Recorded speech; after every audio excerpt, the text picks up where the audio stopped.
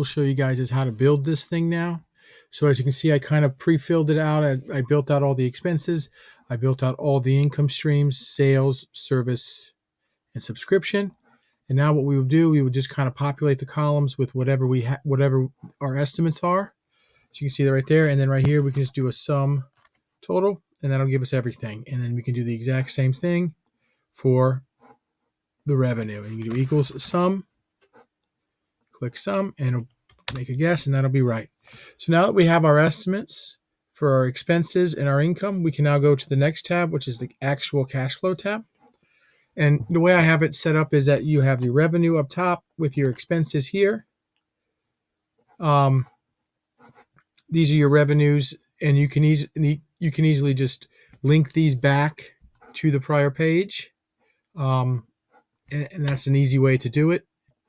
Once you do that, you just hit that, and you can just drag it all the way down. Once we unhide it, you'll see that it's populated. And now if you have no growth, if you expect that to be the revenue for the year, you can just go ahead and have it equal to each cell. If not, we can add some, more steps in here for some growth rates and assumptions, but that'll be for another time. And here still, we're just doing our same sum.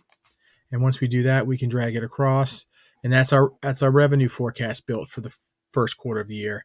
And then marketing or expenses now down here below, you have your marketing is your first expense. You can again just easily link it back to whatever your expense is here, drag it all the way down, unhide it, and you see you have your expense forecast built for January.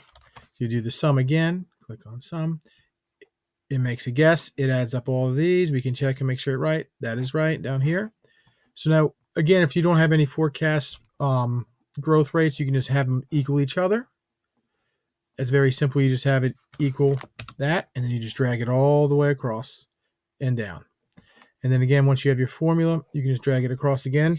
And so that's it right there, guys. This gives you the quarter one or a quarter of the year revenue and expenses and a simple income statement. And from there, we can build you growth rates, assumptions, seasonality, everything you would want.